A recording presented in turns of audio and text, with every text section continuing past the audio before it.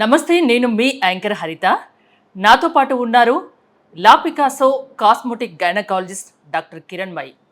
అసలు cosmetic gynaecology surgeries అంటే ఏంటి, ఎలాంటి వారికి ఇవి చేస్తారు, పూర్తి డీటెయిల్స్ కనుక్కుందాం. నమస్తే డాక్టర్ గారు. నమస్తే అండి.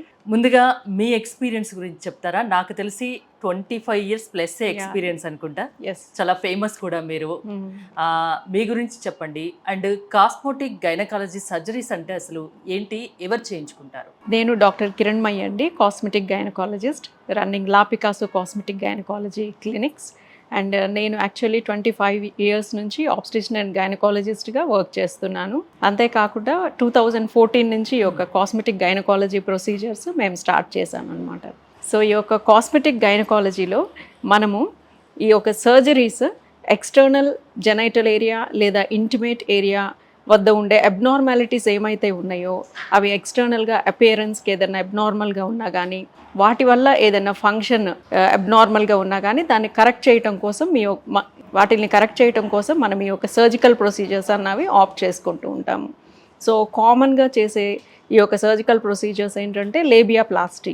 లేబియాప్లాస్టీ అంటే ఈ యొక్క వెజైనా చుట్టూ లేబియా మేజోరా, లేబియా మైనోరా అని 2 స్ట్రక్చర్స్ ఉంటాయి. యూజువల్గా లేబియా మైనోరా అన్నవి ఒక ఫ్లెషీ లిప్ లైక్ స్ట్రక్చర్స్ ఉంటాయి. వాటిలో ఏంటంటే షేప్ డిఫరెంట్గా ఉండొచ్చు. ఒకవైపు ఒక డిఫరెంట్ షేప్, ఇంకొక వైపు డిఫరెంట్ షేప్. అంతేకాకుండా సైజ్ కూడా డిఫరెంట్గా ఉండొచ్చు. ఒకవైపు పెద్దగా, ఒకవైపు చిన్నగా. అటువంటి కండిషన్స్లో ఈ షేప్ అండ్ సైజ్ కరెక్ట్ చేసి మళ్ళీ నార్మల్కి తీసుకొచ్చి అపియరెన్స్ నార్మల్గా ఉండటానికి ఈ యొక్క సర్జరీస్ చేస్తూ ఉంటాము. సో ఇవి డిఫెక్టివ్గా ఈ యొక్క సైజ్ అండ్ షేప్లో డిఫెక్ట్స్ ఉండటం వల్ల ఫంక్షనల్గా కూడా వాళ్ళకి అబ్నార్మాలిటీస్ ఉంటూ ఉంటాయి. అదేంటంటే ఎప్పుడైనా సో ఈ యొక్క సైజ్ అండ్ షేప్ డిఫరెంట్గా ఉన్నప్పుడు ఫంక్షనల్గా కొన్ని అబ్నార్మాలిటీస్ వాళ్ళకి కనిపిస్తూ ఉంటాయి. టైట్ క్లోతింగ్స్ కానీ ఇటువంటి వేసుకున్నప్పుడు వాళ్ళకి ఆడ్గా కనిపిస్తూ ఉంటాయి. సో సైజ్ ఎక్కువ ఉండటం వల్ల కానీ దానివల్ల, సో దాని రీజన్స్ తోటి మనము ఈ సర్జరీస్ చేస్తూ ఉంటాం. అంతేకాకుండా ఎక్కువ సైజ్ ఉండటం లేదా డిఫరెంట్ షేప్లో ఉండటం వల్ల ఫ్రిక్షన్కి గురయ్యి వాళ్ళకి ఇబ్బంది పడుతూ ఉంటారు. సో ఇవన్నీ కరెక్ట్ చేయడం కోసం మనం ఈ యొక్క సర్జికల్ ప్రొసీజర్స్ ఆప్ట్ చేస్తూ ఉంటాము. అంటే ఎలాంటి వారు ఈ సర్జరీస్ చేయించుకుంటారు? మోస్ట్ కామన్గా మీ దగ్గరికి మీరు చేసే సర్జరీస్ ఏంటి, ఎలాంటి వారు మీ దగ్గరికి వస్తారు? నార్మల్గా 18 years ఏజ్ నుంచి 60 years ఏజ్ వరకు కూడా ఈ యొక్క సర్జరీస్ ఆప్ట్ చేసుకుంటూ ఉంటారు. సో వాళ్ళు ఇబ్బంది పడే ఆ యొక్క కారణాలు ఏమైతే ఉంటాయో దానివల్ల మనకి దగ్గరికి అప్రోచ్ అవుతారనమాట. సో ఇంకొక మోస్ట్ కామన్ సర్జరీ వచ్చేసి హైమెనోప్లాస్టీ అన్న సర్జరీ ఏంటంటే, హైమన్ అంటే వెజైనల్ ఓపెనింగ్ దగ్గర థిన్ మెంబ్రెయిన్ లాంటి స్ట్రక్చర్ ఉంటుంది, దాన్నే హైమన్ అంటారు. యూజువల్గా ఈ హైమన్ని ఈ యొక్క వర్జినిటీ ఇండికేటర్గా చాలామంది కన్సిడర్ చేస్తారు. But actually it's not true అన్నమాట. మామూలుగా కొంతమంది బై బర్త్ ఈ యొక్క హైమన్ లేకుండా కూడా పుడతారు. అంతేకాకుండా ఈ హైమన్ థిక్గా ఉండొచ్చు, థిన్గా ఉండొచ్చు. ఒకవేళ థిన్గా ఉన్నప్పుడు ఏదన్నా ఎక్సెసివ్గా స్ట్రెన్యూస్ ఎక్సర్సైజెస్ చేసినా కానీ, stretching type of things, swimming, horse riding ఇట్లాంటివి చేసినప్పుడు కూడా ఆ యొక్క థిన్ మెంబ్రెయిన్ టేర్ అయ్యే అవకాశాలు ఉంటూ ఉంటాయి. సో యాక్చువల్లీ ఈ యొక్క హైమన్ అన్న మెంబ్రెయిన్ని పట్టి మనము వర్జినిటీని ఇండికేట్ చేయలేము. కొంతమంది ఏంటంటే వెజైనల్ టాంపన్స్ ఇవన్నీ యూజ్ చేస్తారు instead of sanitary pads. So వాళ్ళలో కూడా ఈ హైమెన్ అన్న మెంబ్రెయిన్ టేర్ అయి ఉండొచ్చు. సో అకార్డింగ్ టు అంటే కస్టమ్స్, బిలీఫ్స్, రిలీజియస్ కండిషన్స్ని బట్టి లేదా వాళ్ళ ఇంట్రెస్ట్ని బట్టి కొంతమంది ఈ సర్జరీని ఆప్ట్ చేస్తారనమాట. సో వాళ్ళకి ఏంటంటే మనం కౌన్సిలింగ్ ఇచ్చి this is not an indicator for virginity అని చెప్పి, అయినా కానీ still if they want to get it done ఈ ప్రొసీజర్ చేస్తామన్నమాట. ఈ ప్రొసీజర్ ఏంటంటే ఆ యొక్క మెంబ్రెయిన్ ఏదైతే టేర్ అయిందో దాన్ని మనం పికప్ చేసి దాన్ని వెరీ ఫైన్ సూచర్స్ తోటి మళ్ళీ ఆ ఎడ్జస్ట్ని ట్రిమ్ చేసి మళ్ళీ రీకన్స్ట్రక్ట్ చేసి నార్మల్ హైమెన్ని తీసుకొని వస్తాము. సో దీన్నే హైమెనోప్లాస్టీ సర్జరీ అంటాం అన్నమాట. సో ఆఫ్టర్ సర్జరీ కూడా కొన్ని జాగ్రత్తలు ఉంటూ ఉంటాయి. ఆఫ్టర్ సర్జరీ ఈ యొక్క స్ట్రెచ్చింగ్ కానీ, స్ట్రెన్యూస్ ఎక్సర్సైజెస్ కానీ, స్విమ్మింగ్ కానీ, హార్స్ రైడింగ్ కానీ ఇటువంటివన్నీ ఆ యొక్క సూచర్స్ హీల్ అయ్యే వరకు అవాయిడ్ చేయాలి. అంతేకాకుండా యాంటీబయాటిక్ కోర్స్ ఇవన్నీ కూడా కరెక్ట్గా వాడినట్లయితే ఈ యొక్క హైమెనోప్లాస్టిక్ సర్జరీ అన్నది 100% రిజల్ట్ ఇస్తూ ఉంటుంది. మీరు 18 years తర్వాత వాళ్ళకు 18 years to 16 years వరకు 18 years to 60 years వరకు ఈ సర్జరీస్ చేయించుకోవచ్చు అంటున్నారు కదా.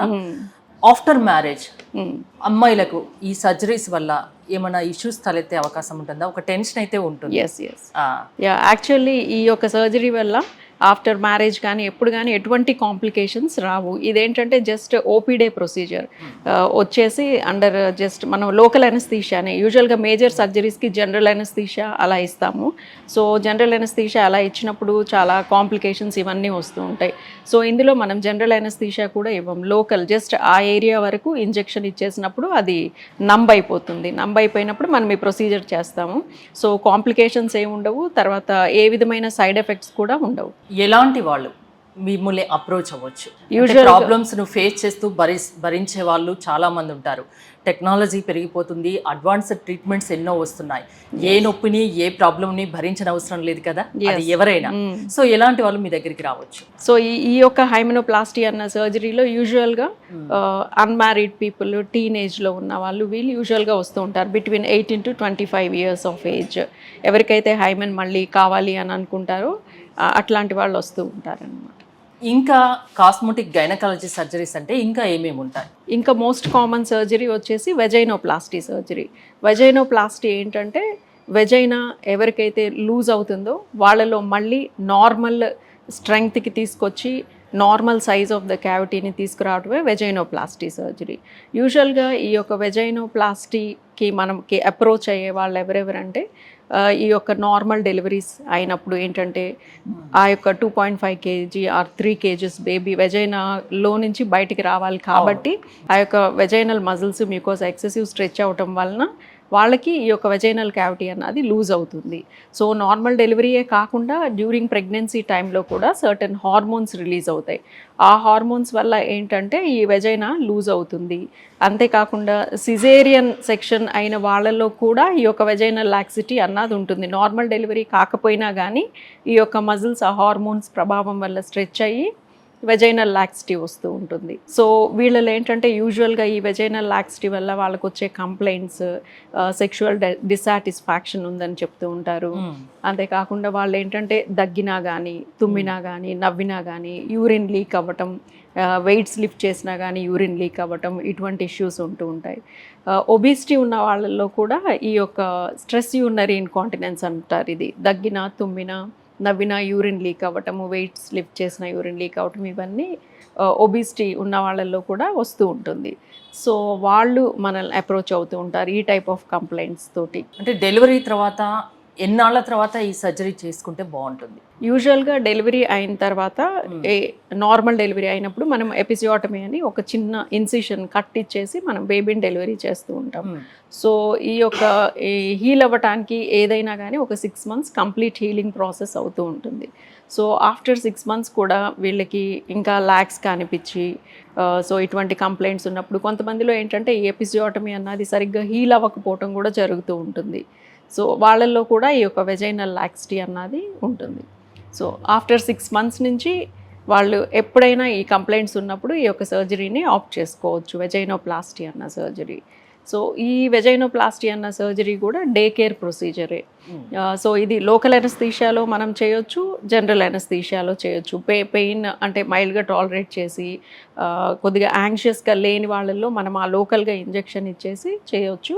బాగా యాంగ్షియస్ ఉన్న వాళ్ళకి ఏంటంటే మనం జనరల్ ఎనస్థీషియా సర్జరీ కానీ డే కేర్ ఆ రోజు చేయించుకొని వెళ్ళిపోవచ్చు. ఆ తర్వాత కేర్ తీసుకోవాల్సిన అవసరం ఉంటుందా?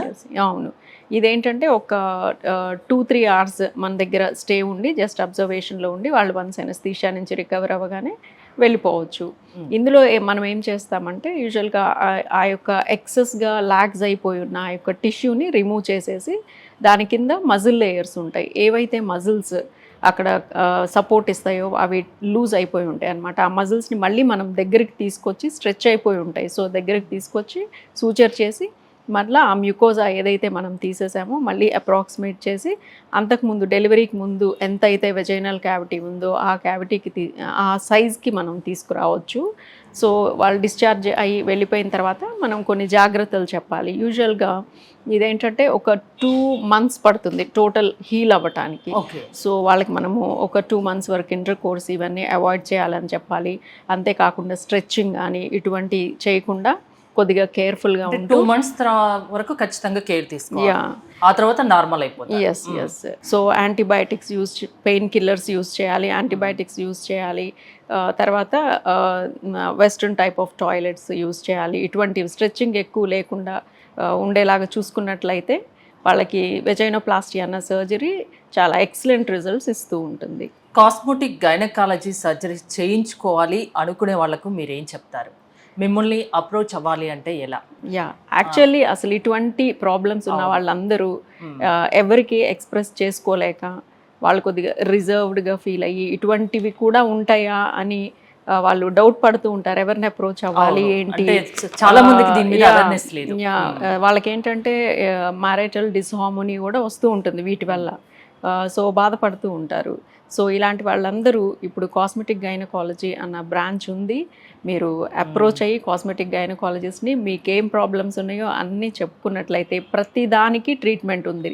ఒకవేళ సర్జరీ అంటే భయం ఉంటే కనుక వాళ్ళకి నాన్ సర్జికల్ ప్రొసీజర్స్లో కూడా చాలా ట్రీట్మెంట్స్ ఉన్నాయి. సో ఏమాత్రం అంటే ఇబ్బంది పడకుండా అప్రోచ్ అయ్యి మీ ప్రాబ్లమ్స్ అన్నీ చెప్పుకున్నట్లయితే అన్ని ప్రాబ్లమ్స్కి ఇప్పుడు ట్రీట్మెంట్ ఉన్నాయి and all are safe procedures అన్నమాట. ఇప్పుడు మీ క్లినిక్ నేమ్ వచ్చేసి లా పికాసో అన్నారు. అంటే ఏంటండి ఆ నేమ్ పెట్టడానికి ఏంటి? లా పికాసో అంటే ఏంటంటే పెయింటింగ్స్ ని డిజైన్ చేసిన వాళ్ళు, అంటే మనం కరెక్ట్ గా ఏదైతే అబ్నార్మాలిటీ ఉందో దానికి సంబంధించి మనము దాన్ని కరెక్ట్ గా డిజైన్ చేస్తాము అనే మీనింగ్ వచ్చేలాగా మేము లా పికాసో అని పెట్టుకున్నాం. థ్యాంక్ యూ డాక్టర్ కిరణ్మయి గారు. మీరు కాస్మెటిక్ గైనకాలజీ సర్జరీ చేయించుకోవాలి, డాక్టర్ కిరణ్మయి గారిని అప్రోచ్ అవ్వాలి అనుకుంటే స్క్రీన్ పై స్క్రోల్ అవుతున్న నెంబర్స్కి కాల్ చేసి కాంటాక్ట్ అవ్వండి. చూస్తూనే ఉండండి సుమన్ టీవీ.